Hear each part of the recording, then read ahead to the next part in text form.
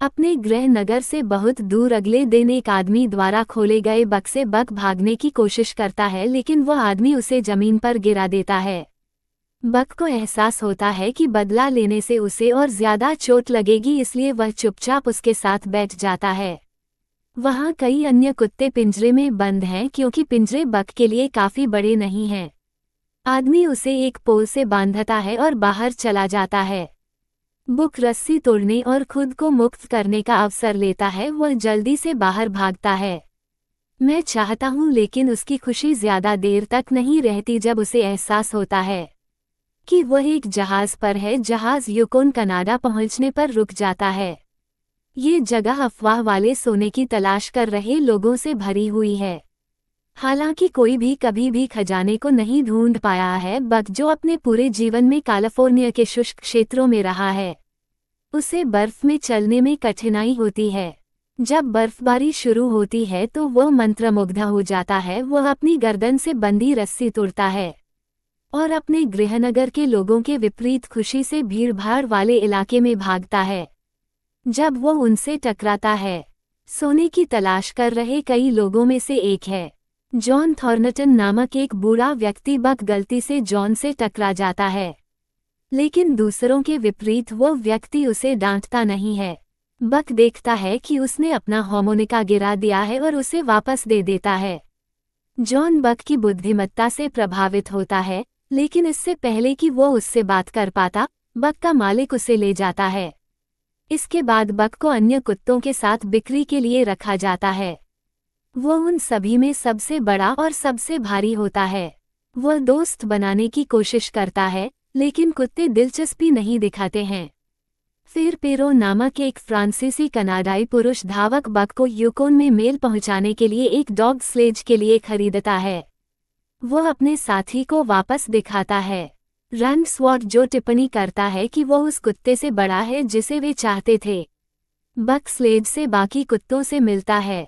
उनका नेतृत्व एक क्रूर पैक लीडर स्पिट्स नामक एक हस्की कर रहा है। पेरो कभी भी समय पर कोई मेल नहीं पहुंचा पाया है, लेकिन बग के साथ उसे उम्मीद है कि वो समय सीमा से पहले मेल डिपो तक पहुंच जाएगा। हालांकि डैड अंडे समझ नहीं पाते हैं। पेरो उन्हें 500 के बारे में बताता है। मीलों लंबी यात्रा वे भार खींचने वाले हैं। हिरन को एक कॉलर से बांधा गया है जो उसे पसंद नहीं है। अंत में यात्रा शुरू होती है और कुत्ते दौड़ना शुरू करते हैं। हालांकि बर्फीले रास्ते से अपरिचित हिरन दूसरों की तरह तेजी से चलने के लिए संघर्ष करते हैं। वो किसी तरह इसे समझ लेता है, लेकिन बीच में एक खरगोश द्वारा विचलित हो जाता है। जबकि स्लेज आगे बढ़ता है, हिरन अपनी दिशा बदलता है और पूरी गाड़ी को अपने साथ लेकर चट्टान से गिर जाता है। स्पिट उसकी बेवकूफ़ी भरी गलती के लिए उस पर गुर्राना शुरू कर देता है, हालांकि बग को पैक के साथ जाने के लिए प्रेरित करता है। दिन के अंत में हिरन बहुत थक जाता है। वे आखिरकार शाम को एक शिविर में आराम करने आते हैं। हिरन नहीं जानता कि एक कुत्ता बर्फ में कैसे सोता है और बहुत ठंडा है। वह फ्रांस को बाहर धकेलता है। टेंट और कोजेल, वह अपने नए मालिक के बगल में सोता है, लेकिन फ्रांस घड़ी फिर से उसका सामना करती है। तभी उसे एक शानदार काला भेड़िया दिखाई देता है। भेड़िया उसका अभिभावक देवदूत है जो पूरी यात्रा में उसकी मदद करने वाला है। अगले दिन हिरन के लिए दौड़ना और भी मुश्किल हो जाता है क्योंकि वे एक फिसलन भरी भूमि पर पहुंच जाते हैं। रात को कुत्तों को खाने के लिए एक एक मछली दी जाती है। नेता थूकता है और एक कुत्ते को धमकाता है और उसका हिस्सा छीन लेता है। हिरन अपनी मछली बेचारे कुत्ते को दे देता है और चला जाता है। दूसरे कुत्ते उसकी दयालुता को देखते हैं और उसकी सराहना करते हैं। एक दिन काम करने के लंबे दिन के बाद कुत्ते प्यासे होते हैं, लेकिन सर फिट्स दूसरों को छोटे से पोखर से पानी नहीं पीने देता। हिरन थोड़ी बर्फ तोड़ता है और दूसरों के लिए पोखर बनाता है। वे थूकने से ज्यादा सम्मान करने लगते हैं, जिससे वह बहुत क्रोधित हो जाता है।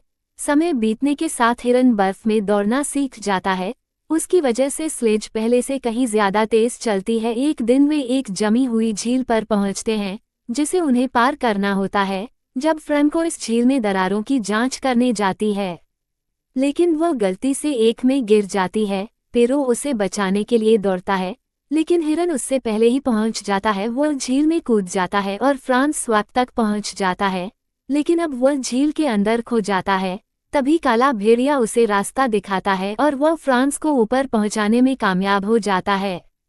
पेरो हिरन को नजरअंदाज कर देता है और घबरा जाता है, लेकिन कुछ सेकंड के लिए वो उसके पास दिखाई देता है। बाद में वह बक को गले लगाता है और थूकता है और ईर्ष्या में उन्हें देखता है। बाद में रात में फ्रैंकोइस, बक और पेरो आग के चारों ओर बैठते हैं और दोस्तों से बात करते हैं, जबकि बक को बताते हैं कि पेशेवरों की जीवन में एक इच्छा है कि वे पत्रों को समय पर मेल डिपो तक पहुंचाएं। वो आगे कहती है कि पेरो वास्तव में बैक पर विश्वास करता है और वह अकेला है जो उसके सपने को पूरा करने में मदद कर सकता है। स्पिट्स उन्हें दूर से बात करते हुए देखता है और ईर्ष्या उसे सबसे बेहतर बनाती है। बाद में वह पैक के सामने बक को चुनौती देता है और उसे बेरहमी से मारता है। अंततः थकावट के कारण बैक बेहोश हो जाता है। पैक खड़ी होने से बहुत डरता है, स्पिट करता है, लेकिन एक कुत्ता बक को उठने और वापस लड़ने के लिए भौंकता है। यहाँ शोर है और वापस लड़ने के लिए दृढ़ संकल्पित हो जाता है। वह स्पिट्स को नीचे गिरा देता है और कुछ सेकंड के बाद ही दूसरा बक का जश्न मनाता है। जब स्पिट्स चुपचाप पैक से दूर चले जाते हैं, जब उनके मालिक अगले दिन उठते हैं तो वे स्पिट्स को गायब पाते हैं और अधिक समय बर्बाद किए बिना वे यात्रा जारी रखने का फैसला करते हैं। बक पैकर्स के सामने आता है जो उनका नया नेता है, लेकिन पेरो एक और कुत्ते को आगे बढ़ाना चाहता है। वह कुत्ते के गले में कॉलर बांधने की कोशिश करता है, लेकिन वह ऐसा करने से मना कर देता है। पैक ने पहले ही बक को अपना नेता मान लिया है, इसलिए पेरो चुपचाप उस पर कॉलर बांध देता है। वे पहले से कहीं अधिक तेजी से यात्रा जारी रखते हैं, लेकिन बीच रास्ते में वे एक बर्फीले तूफान में आ जाते हैं। पेरो वापस जाने के लिए कहता है। दिशा बाईं ओर बदल जाती है, लेकिन बक्स अपने अभिभावक को दाईं ओर देखता है और समझता है कि उन्हें दाईं ओर जाना है। वो पारोस के आदेश का पालन नहीं करता है और सभी को बर्फ से बचाता है। कुछ समय बाद वे अंततः समय पर मेल डिपो पर पहुंचते हैं। पेरो एक केबिन में लोगों को पत्र वितरित करने के लिए बहुत खुश है। जॉन थॉर्नटन अपनी पत्नी को अपने मृत बेटे की याद दिलाते हुए एक पत्र लिखता है। जब जॉन डिलीवरी के लिए पत्र सौंपता है तो वह बक को पहचानता है।